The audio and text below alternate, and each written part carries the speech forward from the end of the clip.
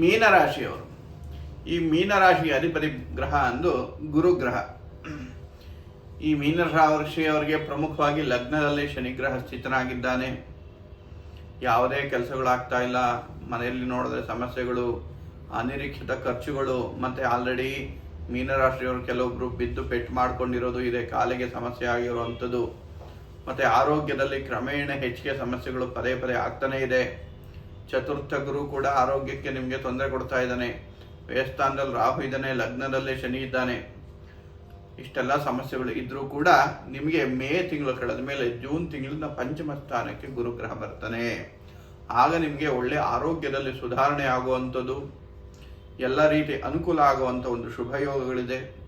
ಕುಟುಂಬದಲ್ಲಿ ನೆಮ್ಮದಿಯ ವಾತಾವರಣ, ಮಕ್ಕಳಿಂದ ನಿಮಗೆ ಒಂದು ಒಳ್ಳೆಯ ಶುಭ ಸುದ್ದಿಗಳು ಬರುವಂಥದ್ದು, ಒಳ್ಳೆಯದಾಗುವಂಥದ್ದು, ಮತ್ತು ಪ್ರಮುಖವಾಗಿ ಈ ಯಾರು ವಿದ್ಯಾರ್ಥಿಗಳಿರ್ತಾರೆ ಅವ್ರಿಗೂ ಕೂಡ ಈ ರಾಶಿಯವರಿಗೆ ಒಂದು ಒಳ್ಳೆಯದಾಗುವಂಥ ಶುಭ ಯೋಗಗಳು, ಉನ್ನತ ವಿದ್ಯೆ ಇವರಿಗೆ ಪ್ರಾಪ್ತಿಯಾಗುವಂಥ ಒಂದು ಶುಭ ಯೋಗಗಳು ಇರುತ್ತೆ.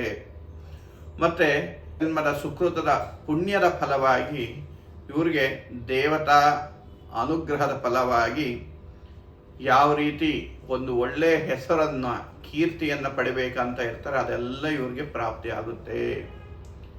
ಮತ್ತು ಒಳ್ಳೆ ಸನ್ಮಾನಗಳು, ಸತ್ಕಾರ್ಯಗಳು ಇವ್ರಿಗೆ ಆಗುವಂಥದ್ದು.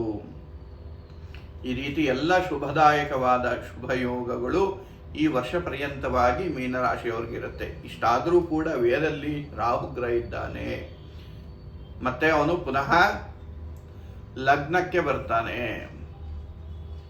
ಈಗ ಈ ಸಮಯದಲ್ಲಿ ಸ್ವಲ್ಪ ಮಟ್ಟಿಗೆ ಆರೋಗ್ಯಗಳು ಬಾಧಿಸುವಂಥದ್ದು, ಮತ್ತು ಕೆಲವೊಂದು ಸಮಸ್ಯೆಗಳಾಗುವಂಥದ್ದು ಇದೆಲ್ಲ ಇರುತ್ತೆ. ಆದ್ದರಿಂದ ಪ್ರಮುಖವಾಗಿ ನಿಮಗೆ ಲಗ್ನದಲ್ಲೇ ಸ್ಥಿತ ಆಗಿರುವಂಥ ಶನೇಶ್ವರ ಗ್ರಹನ ಪ್ರಾರ್ಥನೆಯನ್ನು ನೀವು ಮಾಡಲೇಬೇಕಾಗತ್ತೆ.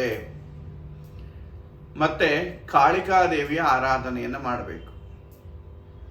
ಇದನ್ನು ಮಾಡಿದ್ದೇ ಆದರೆ ಪ್ರಮುಖವಾಗಿ ದೇವಿಯ ಆರಾಧನೆಯನ್ನು ಮಾಡಿ ಪ್ರತಿದಿನವೂ ಕೂಡ ನೀವು ಲಲಿತಾ ಸಹಸ್ರನಾಮವನ್ನು ಪಠನೆ ಮಾಡಿ ಅಥವಾ ಪಾರಾಯಣೆಯನ್ನು ಮಾಡಿ.